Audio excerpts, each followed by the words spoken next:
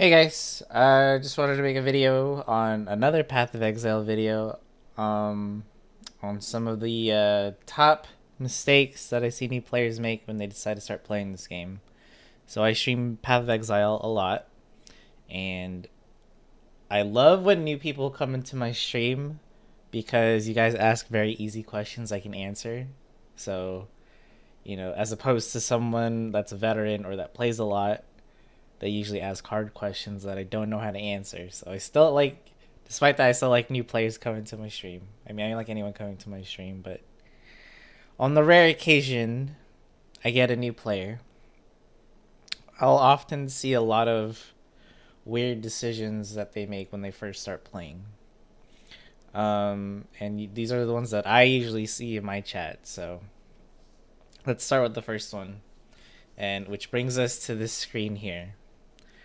I've seen a lot of people talk to me and say like, "Hey, I just started playing PoE a couple days ago," and I'm like, "Oh, cool.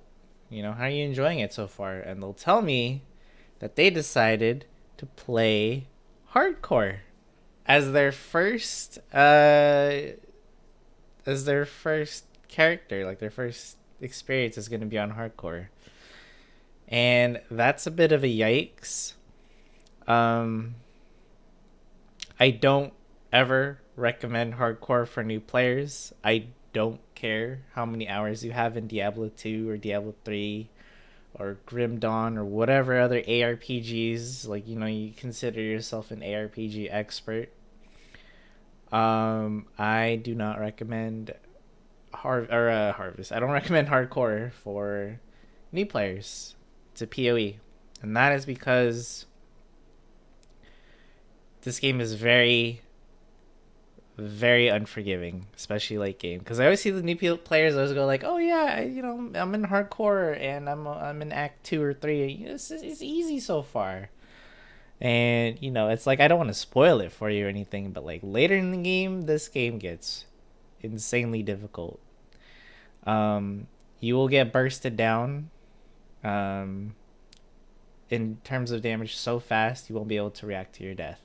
I guarantee it. I mean, we have tons of streamers that do play on hardcore solo self found um all the time, hours and hours, thousands of hours on hardcore, and they still die. They still die to how difficult this game can be. So part of the reason that I don't recommend hardcore is because like I want you to actually explore all the content the game has to offer. If you play hardcore and you're not really good at ARPGs in general, you will not see any of the end game bosses. I guarantee it. It's better. Ironically, it might sound like backwards thinking or whatever, but to learn how to play on hardcore, you should play on softcore first, and then learn like play through the content and understand the mechanics, and then go to hardcore. I don't know why people come into this game acting like they have to prove themselves or to somebody that, oh yeah, I don't play softcore, I play hardcore because I'm a hardcore gamer. I really hate the stigma that is attached to playing on softcore because it's not like people think, oh, you're a softcore player, you're not as good or whatever, and that's just not true. That I mean, softcore will allow you to understand the game more than hardcore will, because when you die, I guarantee you're gonna be wondering what killed you so fast, and um, you're gonna want to like understand how some of the attacks of the end game bosses work. And in hardcore, obviously, you'll probably just die instantly, and you're gonna have to re-level a character, which depending on how long it takes you, could take dozens of hours unless you're one of the top racers. But you wouldn't be watching this video if you were. So the other thing I also heard is that some of y'all think hardcore means like the game is harder as opposed to softcore being it like easy mode. Um, no, by the way, hardcore, like the only difference between hardcore and softcore is permanent death when you die in hardcore. That is it. That is the only difference.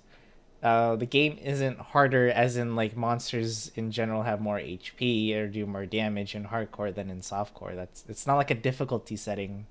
You know what I mean? It's not like Harvest is easy mode and hardcore is, harder difficulty. Uh, it's not like that. It doesn't work like that. It's just permadeath. That's literally the only difference. If you decide to ignore me and do go hardcore regardless, expect to die then. I mean, that's just the game. Expect to die. It's gonna happen. That happens to everyone. I can make another video on some tips if you want to start on hardcore or just playing in hardcore in general. So that would be for another time. But we're gonna move on to my next mistake new players make, which is we're gonna have to take POB out here for a second. Y'all take too much damage on the tree. So I know as a new player or as an RPG player in general, it's always more exciting to pick up damage than it is to pick up defenses or health. But then I'll see someone say like, "Oh, I keep dying, end game. Can you help me figure it out?" And I'm like, "Okay, sure. Let's look at your tree." And your tree will always look like something like this: damage, damage, damage, damage, or damage, damage, damage, damage. Let's say you're going lightning build, so you go damage, damage, damage, damage, maybe some health occasionally. And then you're like, "Ooh, I see crit chance here for spells. That sounds nice. Ooh, look at this whole lightning thing I'm gonna take. Even more damage." And then you're like looking around. The point is you're neglecting health and defenses. I understand doing the deeps is exciting, but it's gonna get you killed and you're just gonna turn into a glass cannon in the long run. My advice for building on the tree is to if you're following a guide, try to stick to it. Don't deviate from the tree too much, depending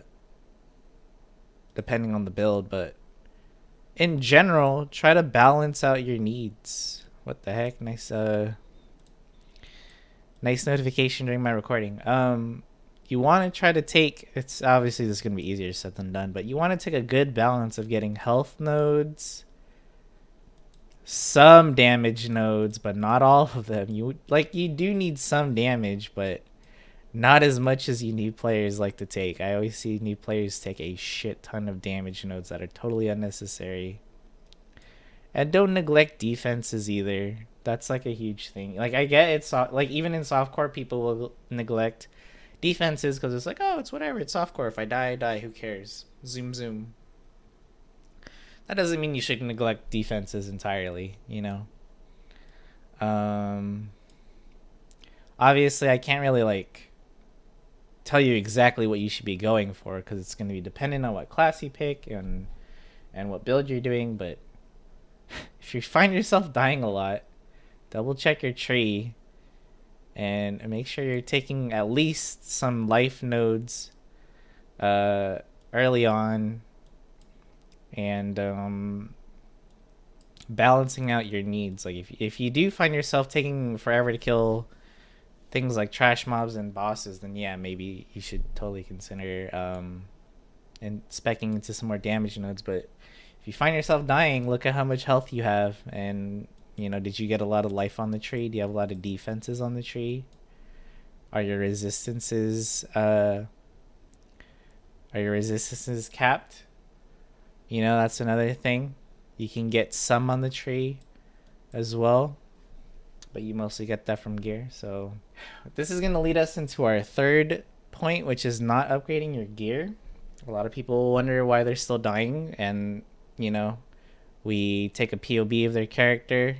I don't have any examples to use right now, but we'll look at their gear, and it's like, hey, you have a really shitty pair of gloves that only give you plus 10 health and 5 resist of something. What's the deal here? You haven't upgraded anything in a while. I mean, you can always upgrade your gear. Your gear can always be better, even if you're in endgame. There's no excuse. You can always get better gear. You can, if you're in a trade league, you can use some of your currency to purchase it from another player. If you're doing solo self-found, obviously that's going to be more of a challenge for you. You have to craft, um, better gear. Harvest, which is the expansion at the time of this recording, made it so much easier to craft better gear. But this wasn't going into core. This isn't going into core, so it's not something you can rely on for solo self-found. But yeah, always pay attention to your stuff. You should be constantly looking at your pieces of gear and thinking, okay, which one can I improve? Which one's the easiest to improve? Can I get more life on this? Can I get more resist on this? Can I get more damage on my gear? The next part is build guides. Okay, this one's going to be a little bit hard to explain, but let's take... I'm going to Google a random build. Let's just say you Googled a build, or you're browsing the forums yourself because you don't have any idea of what you want to play, and you stumble upon a build like this, right? I haven't looked at this build before recording this video, so I have no idea what to expect either. Most builds will have a POB link or a pastebin code, so I'll have a link for Path of Building, which is a tool I recommend you download for builds and stuff. But anyways, a lot of players will scroll. They'll see like, oh dang, look, they're killing that boss. Really, like it looks really cool and stuff. But what a lot of new players will fail to understand is like builds that look really cool and are really fun to play, they're gonna require you to have certain unique items that are not going to be available to you, or you're probably gonna have to buy these jewels, right? So doing this in a solo self-found league is going to be a little difficult, obviously, to get these. And the second thing that they probably don't point out to you is that the gear... Where's your gear section? Let's see. All right, here's your gear section. They probably don't point out to you that getting these is not going to be easy, and it's probably going to be expensive. Like, look at all these uniques that they're using. I'm not saying this build is bad either. I'm sure it's a great build, and it will have lots of killing potential, and it'll like zoom through maps and kill endgame bosses with ease. But as a new player and you're seeing all this shit, there's a nice leveling guide, which is great, but this is like already overwhelming to see as a new player. You're gonna be like, I don't understand what any of this is. I don't know what this means, you know. So when you're looking for a guide, like a build guide, like what can I do? What can I follow? I would stay away from the forums. It's very hard to follow, and it can also be very misleading. A lot of build guides will always advertise themselves as this because they want you to play their build, right? A lot of Twitch streamers, a lot of YouTube content creators, they always they advertise themselves in these guides because if you get a lot of people to play your build, then a lot of people are going to want to check out your YouTube, your stream, or whatever. They'll always say something like crazy high DPS, can kill Shaper in like 2 seconds, very tanky, never dies, 9,000 HP, blah blah blah blah blah.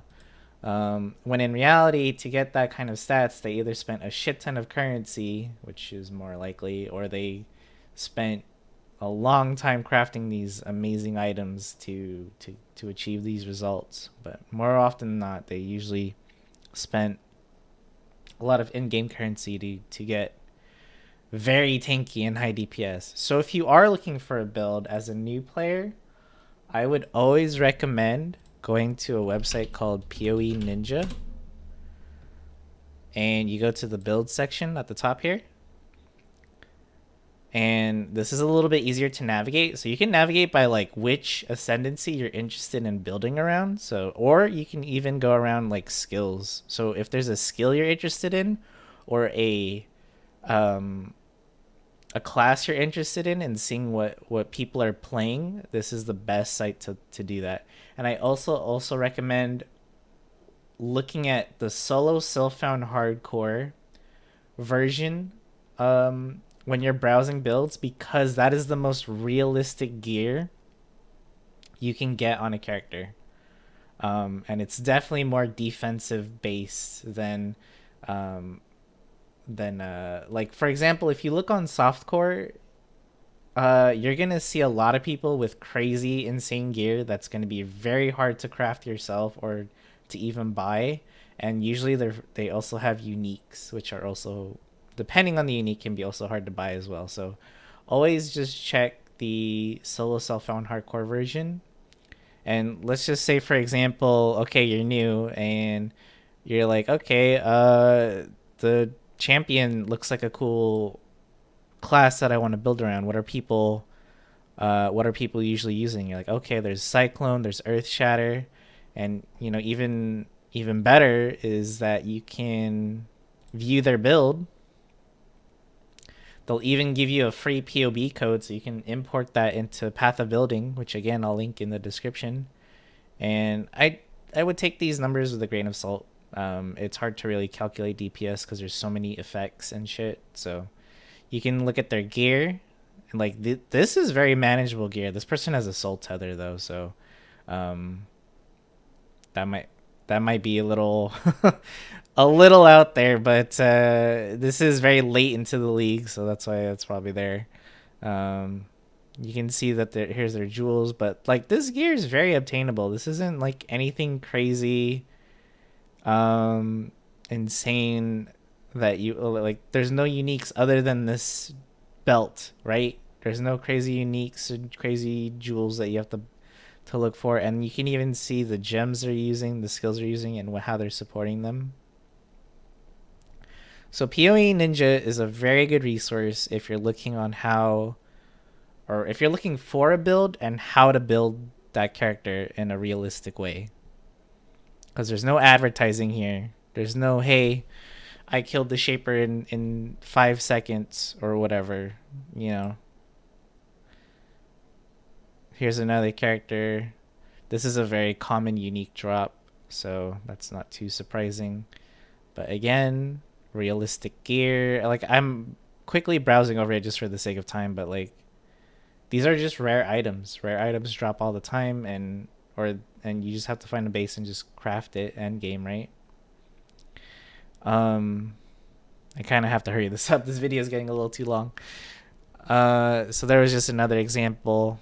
Last thing I do want to show you though is like another cool feature that this website has is called the show passive heat map. It shows you what nodes people are taking on the tree and how popular the nodes are. So obviously, closer to red means lots of people are taking it, and closer to blue means they're kind of. So you can look at the tree and have a better understanding. Okay, people are usually hanging around here if they're building a champion.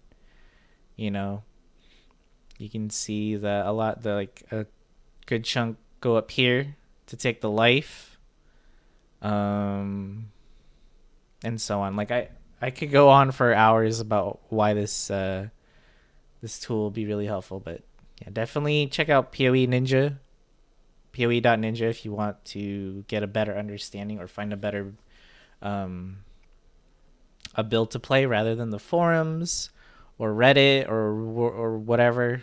I'm gonna go into my last point, which believe it or not, this video is still going.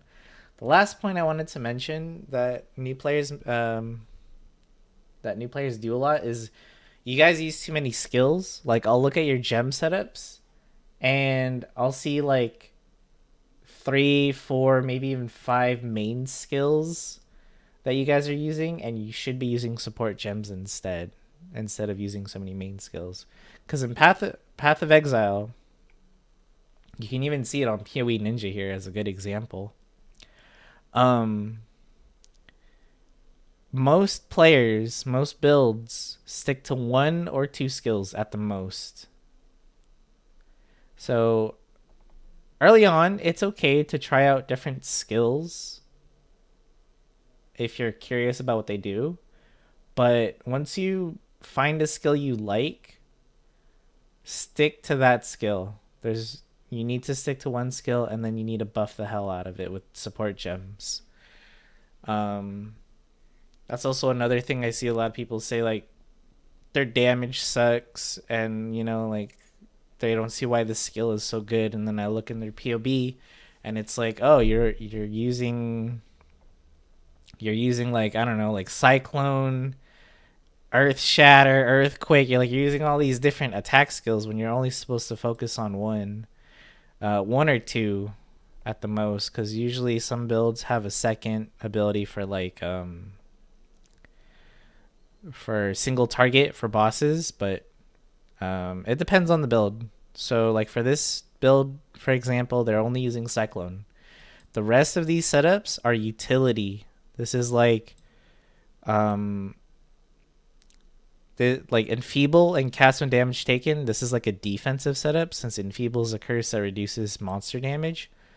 Blood rage is to clear maps faster, since it makes you have attack speed, more attack speed, and frenzy charges. Shield charge to move around. Enduring cry, Vol molten shell, increased duration support. Dread banner, like these are all defensive buffs. Blood and Sand, Herald of Purity. He has Flame Dash. Pride. These are auras that grant you more damage. Flesh and Stone with Maim. Like these are again extra damage utility. These aren't his main attack skills. His main attack skill is Cyclone, and then he supports the hell out of it with a lot of support gems, giving it a ton of damage that your character wouldn't have if you were using like other main attacks. So point is, stick to a skill and just try to stack as many support gems as you can into it to make it do more damage. But anyways, I gotta cut this video.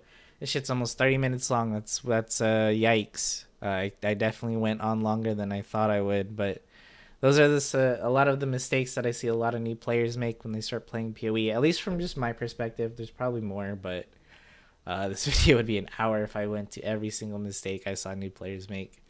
So thank you guys for watching. I hope this video was kind of helpful, kind of informative. I'll see you guys in the next one. Take it easy.